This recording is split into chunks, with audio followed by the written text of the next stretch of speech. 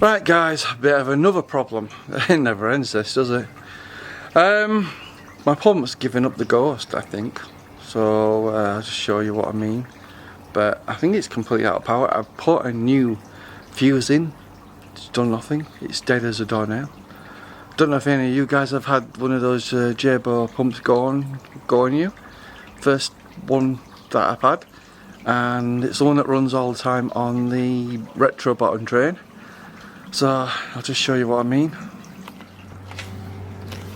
So I've come over here, I've already loosened some of the hose tails off, but there's no vibration on that. It's dead, it's dead. Put a new fuse on, it's not done anything, so I'm gonna have to pull this all apart and have a look. Is it dead? Not salvageable? I don't know. It's been going for about a year and a half, maybe 2 years. I do have my other one there, foot skimmer. I think it's been running just as long, but that's running fine, no problems. You can hear it. You know, there's a vibration on it that I can feel, so I know it's working. This just, for whatever reason, has stopped working. So let me take this apart and see what's going on. Right, I thought I'd just show you the inside of the impeller. It's clogged up with a load of crap, really. Let's see if I can clean this up a bit and see if it's usable or is it completely knackered. I don't know. I do have a spare pump somewhere, but let's see if we can save this. But yeah, look at that. Hopefully you can see that. It's doesn't look good, does it? So I've just managed to open it up. It feels warm. And you can see all that crap on the impeller. I wonder if we can actually clean this and get it fixed. So I've pulled the assembly out. It seems to be magnetic. Now obviously it needs a bit of a clean. Let's get that done. Just showing you the main unit here. Feels incredibly warm, this. So I think maybe a good idea to let this cool down and give it a bit of a clean. So that's the silicone I've used, the HA6. Cheap marine sealant, it's only about a tenner. So you can see I put some on here. Let's see if I can do this one-handed. As you can see, I can pull bits of it off. Which isn't great really. So if we have a look at there, the silicone on there is literally coming off as I pull it. Do this one-handed, see if I can just do this. I won't say it's great silicone, if I'm honest with you. Might be better using higher grade quality stuff. So note to self, use a different type of silicone. So yeah, it just peels off quite easily, really. Get this, that just literally peels off. Not the greatest in the world, is it? And that could explain why we've been having leaks, and this has been leaking out to put quite a lot of silicone on. PTFE tape might be a better solution, or commonly known as plumber's tape.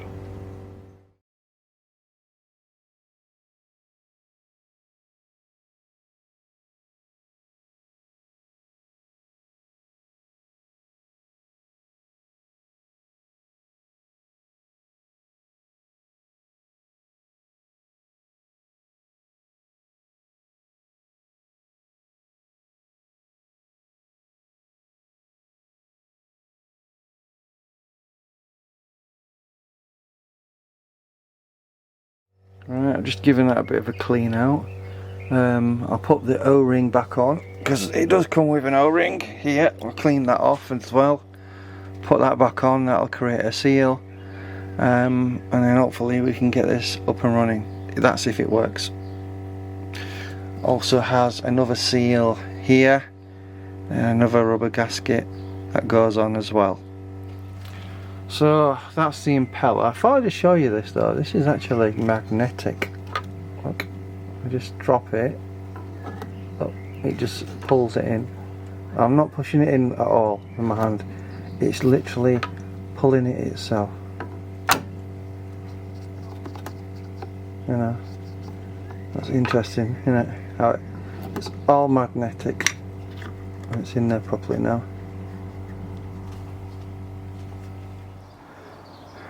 Right, ladies and gentlemen. So I thought I'd show you what I'm up to at the moment.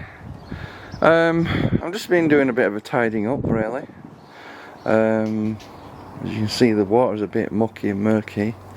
That's mainly because I've not had the filter on. As you're probably aware, I had a bit of a problem with my pump. Here is the offending article. This is a jebao pond pump, 5,500 litres per hour, 22 to 240 volt, 22 watt pump. So it's a 22 watt pump. So basically the impeller was blocked and the motor was really hot, and I think it basically burnt out. Simple as that. So what have I done round the back? I've decided to do a bit of a change, really, because as you can probably see, it's a bit narrow to get down there, and it can be a pain in the butt to maintain a pump. So that pump there is for the skimmer, as you can see, connects to the skimmer. Basically doesn't pull in a lot of muck, so that's why that's probably fine, no problems with that. But this one I've rejigged.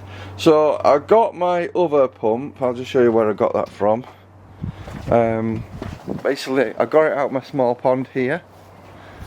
Got it out from the bottom. Took a bit of work to get it out, but yeah, I wanted to reuse that, so I took it out of there. As you can see, this is the aquascape waterfall that I've taken out of there. I'm gonna literally disassemble all this and just have the small pond here with maybe a little waterfall there. Basically the liner keeps leaking and I've had enough. I've done it twice already and I thought enough's enough. I'm not forking out a load of money for a new liner, so I thought we just make this a wildlife pond. I've got a couple of fish in there, and it rains and fills up obviously. So I took the pump out of there and obviously fitted it over here, and I've moved the pump out of obviously the narrow area there and just mounted it there. Now I have done it a little bit different. This I've actually used some PTFE tape on all the connections. Obviously we've got the heavy duty stainless steel Jubilee clips on there. What I recommend is you get a heat gun or some boiling water on the ends of the pipes just to mould it a little bit to make it easy to go on there. And then obviously you probably know that you have to use a screwdriver to tighten up the Jubilee clips. However, I found using a ratchet, first of all, is easier on your hands because you can actually hurt yourself using a screwdriver on those Jubilee clips, because you have to put a lot of pressure on. Use a ratchet, it's easier, and I've just tightened them up, and hopefully we'll give this a go and see how that works. So I've just turned it on and see if it works, really. Hopefully we've got no leaks. Well, I don't know what's going on, guys, but that pump isn't pushing anything. Don't know what's up with it. So I'm just testing it to see if it's working now. Don't know what's going on. So let's just turn the pump on. Well, it seems to be working, so I don't know what the hell's going on. So let's just try this again. Right, I've just turned it on again. Don't know what the hell's been going on, but we seem to be operational now. Although I do seem to detect some sort of water leak. So we'll see how this works, really.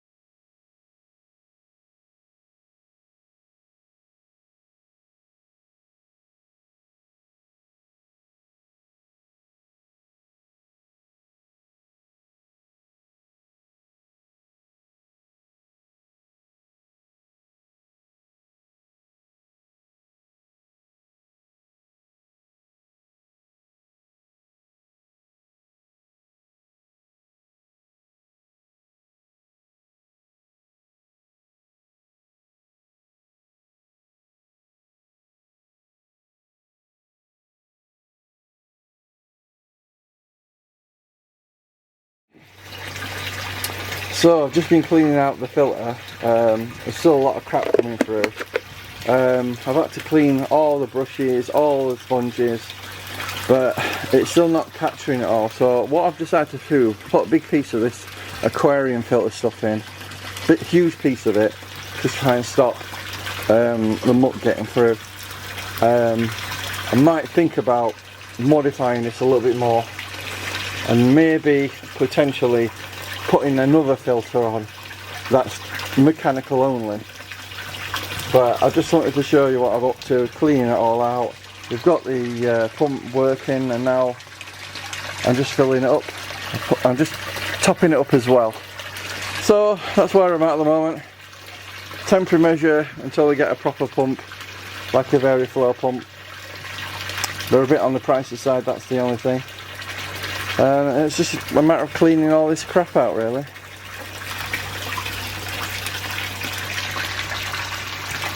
The main thing is we get the filtration working, because it's not been working for almost a week now, and I'm a bit concerned with the ammonia levels in the fish. So we really need to get this working, just to keep the pond clean.